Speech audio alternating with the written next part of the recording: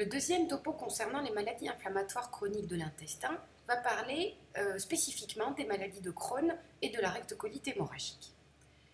On va voir d'abord la maladie de Crohn. Donc, qu'est-ce que la maladie de Crohn? La maladie de Crohn est une mythie, donc il s'agit bien d'une inflammation chronique du tube digestif. Ses principales caractéristiques sont le fait que c'est une atteinte discontinue qui peut toucher l'ensemble des segments du tube digestif, depuis la bouche jusqu'à l'anus. Donc, quand il y a une suspicion clinique et ou biologique de la maladie de Crohn, on pourra avoir une confirmation par voie endoscopique, histologique et radiologique. L'ensemble des différents éléments vont être importants pour établir formellement le diagnostic. À l'imagerie, nous allons rechercher des signes en faveur d'une maladie de Crohn à la phase aiguë. Donc, au scanner, nous allons voir un épaississement pariétal digestif qui va avoir des caractéristiques particulières et qui va traduire cette inflammation. Cet épaississement va d'abord être important, supérieur à 1 cm. Il va être discontinu, donc il va toucher des segments différents. Nous voyons ici un segment de tube digestif malade, un segment sain, puis à nouveau un segment de tube digestif malade. Donc ceci traduit le caractère discontinu de l'atteinte. On va avoir également ce qu'on appelle un rehaussement en cocarde, c'est-à-dire un aspect de rehaussement très important de la muqueuse, contrastant avec la sous-muqueuse. C'est le rehaussement en cocarde. L'ensemble de ces signes traduit une atteinte en phase aiguë. À l'échographie, nous allons retrouver l'ensemble de ces signes, c'est-à-dire un épaississement pariétal digestif important, mais également une hyperémie pariétale assez importante. Nous allons également voir une infiltration de la graisse adjacente. Voici encore un exemple d'épaississement pariétal digestif avec une légère infiltration de la graisse adjacente.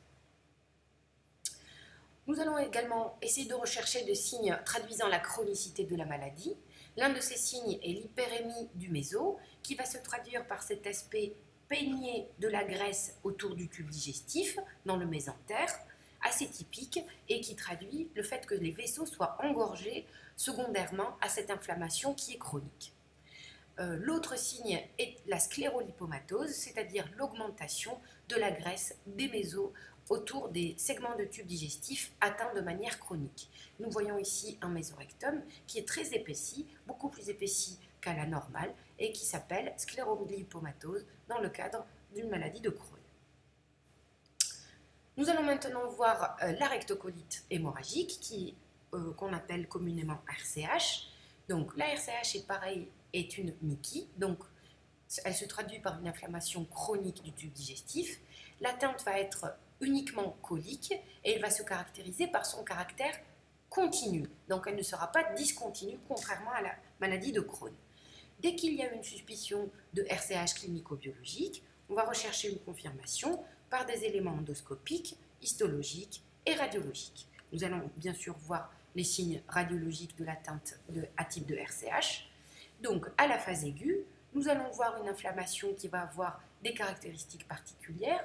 Elle sera moins importante que dans la maladie de Crohn, c'est-à-dire qu'elle sera inférieure à 1 cm, et surtout qui sera continue, monobloc, en un seul segment.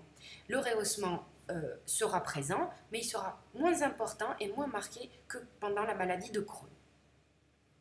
Nous allons également retrouver la sclérolipomatose, mais on ne retrouvera pas forcément l'hyperémie du méso. Donc, je récapitule, dans le RCH, l'atteinte va être monobloc, elle sera circonférentielle à type d'épaississement pas très important, inférieur à 1 cm, et sans véritable hyperémie du méso.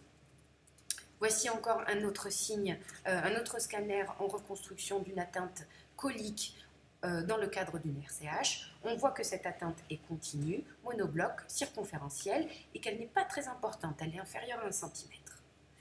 La cholangite sclérosante primitive doit être recherchée en cas de RCH car elle accompagne cette dernière dans 75% des cas. C'est fini pour le topo concernant la RCH et la mythie. Et la maladie de Crohn. Le prochain topo va concerner les complications de toutes les maladies inflammatoires chroniques de l'intestin. Merci.